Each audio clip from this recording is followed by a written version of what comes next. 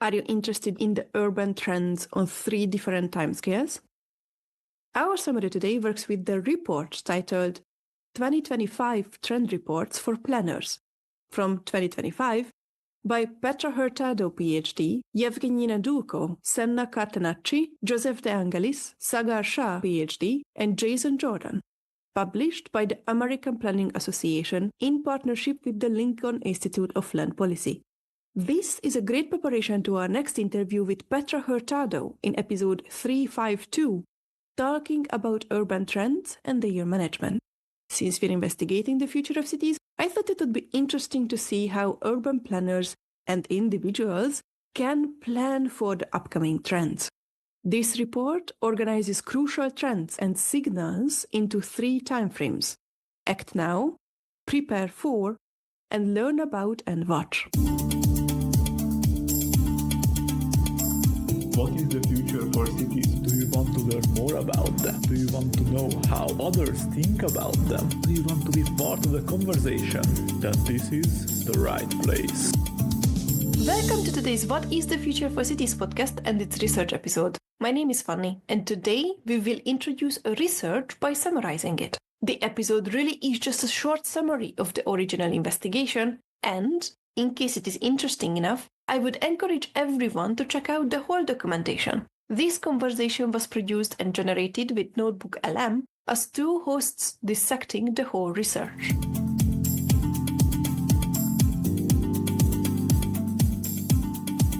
Today we're diving into the American Planning Association's 2025 Trend Report for Planners. It's produced with the Lincoln Institute of Land Policy. Right. This is their 4th annual report, and it's really designed to help planners, communities, everyone stay ahead of the curve on issues impacting our future. It lays out trends in 3 timeframes: act now, things happening right now, prepare for what's coming, and learn and watch for those signals that could really reshape things down the line. Okay, let's jump right into act now. These are shifts already changing our daily lives, especially around home and social interaction. First up, the new average, demographics and housing needs. And one stat that really jumped out at me here: the traditional nuclear family, married couple, kids, it's less than 1/5 of U.S. households now. Just think about that for a moment. It's a massive change. And what's interesting is single-person households and married couples without kids. Together, they make up more than half of all households. Plus, you've got multi-generational living really taking off, much more than it used to.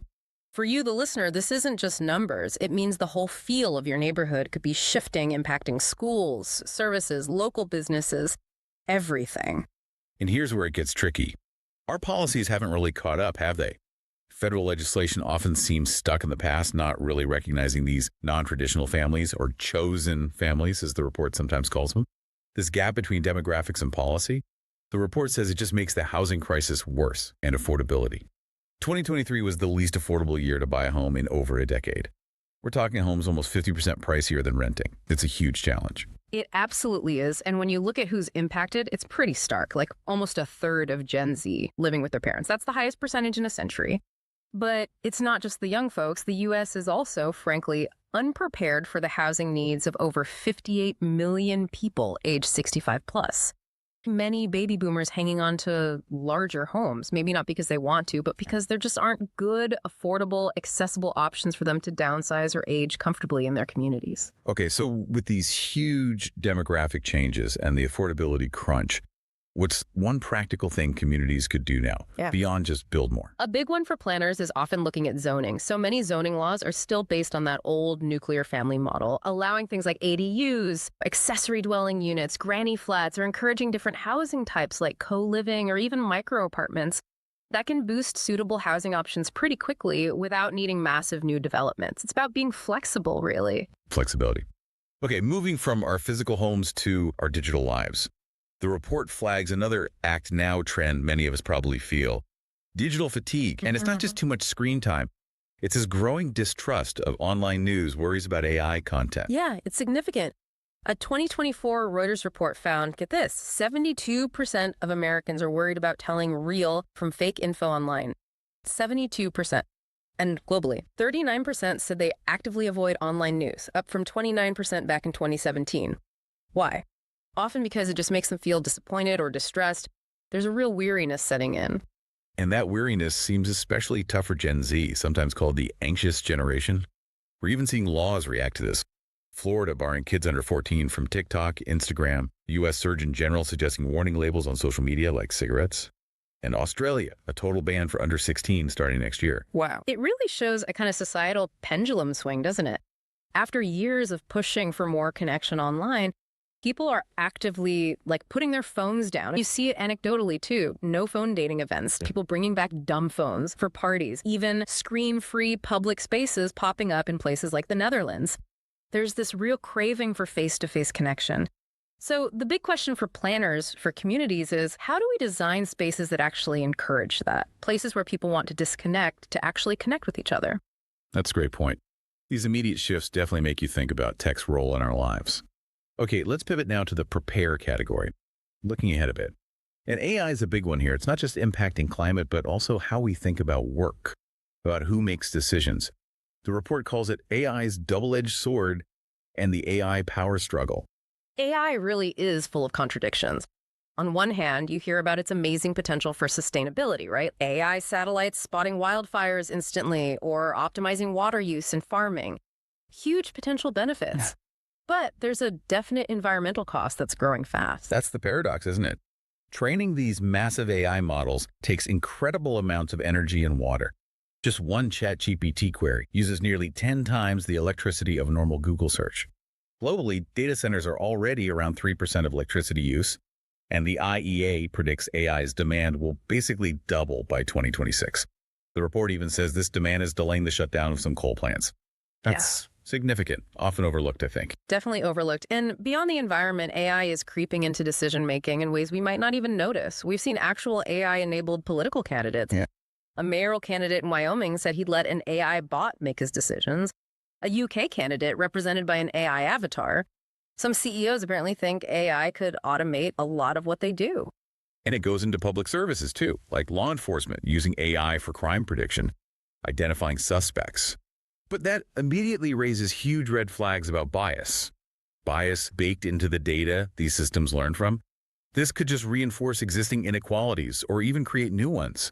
The report mentions a really worrying case in Spain, where an algorithm failed to predict repeated domestic violence, and the outcome was fatal. So it really makes you ask, who is making the decisions? And how do we keep things fair and transparent when AI is involved? That's the fundamental question. The report really stresses that as AI gets more common, understanding its limits, its potential for bias that's crucial for everyone, not just the tech folks, we need to ask questions about the data, about the process. Okay, shifting gears slightly within Prepare, let's talk about our relationship with work.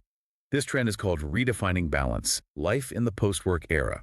Seems like tech advances plus that whole post-pandemic rethink of life are fueling talk about shorter work weeks. Yeah, and the research backs it up. Studies consistently show that things like a 4-day week can actually boost productivity and make people happier, more satisfied with life.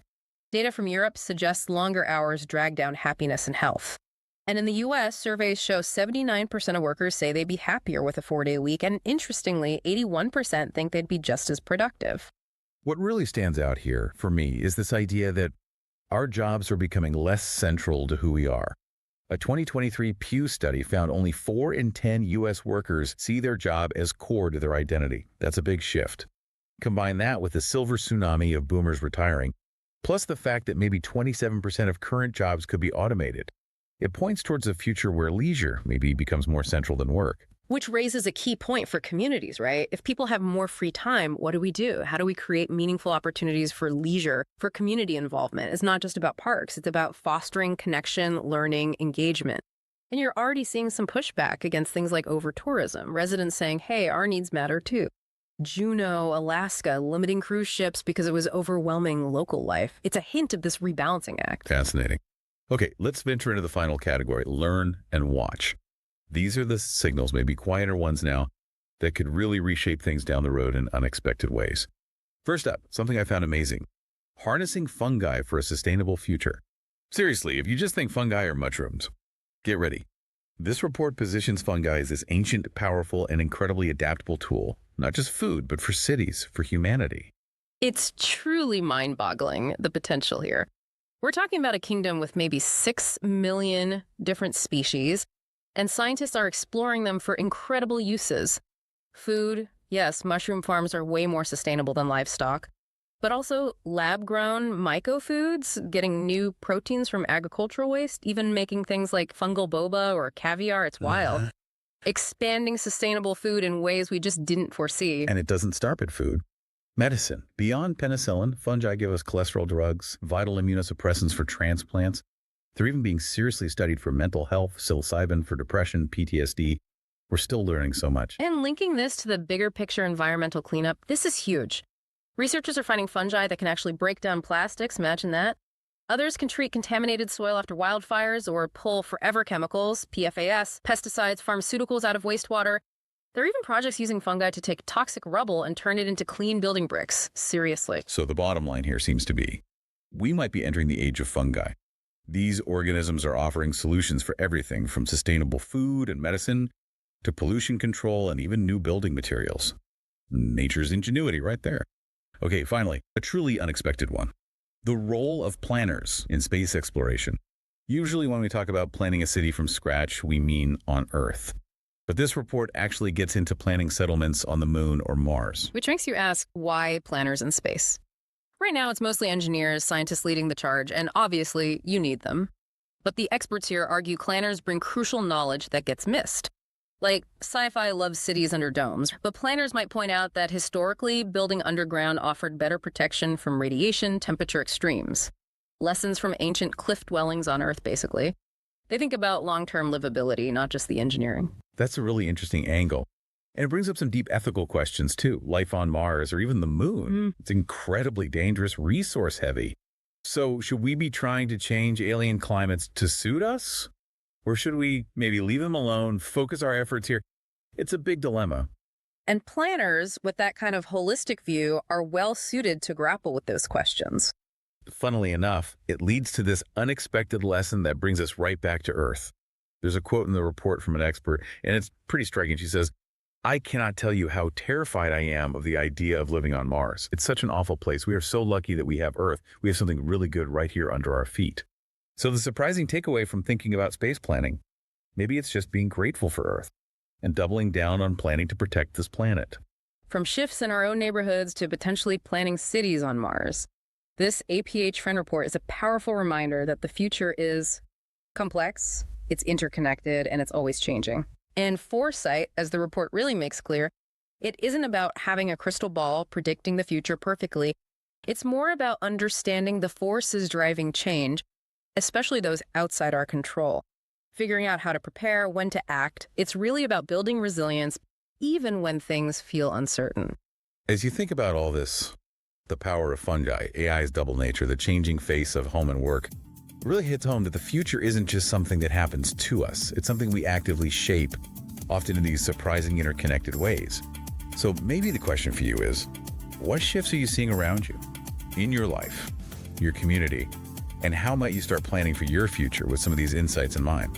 What is the Future for Cities podcast?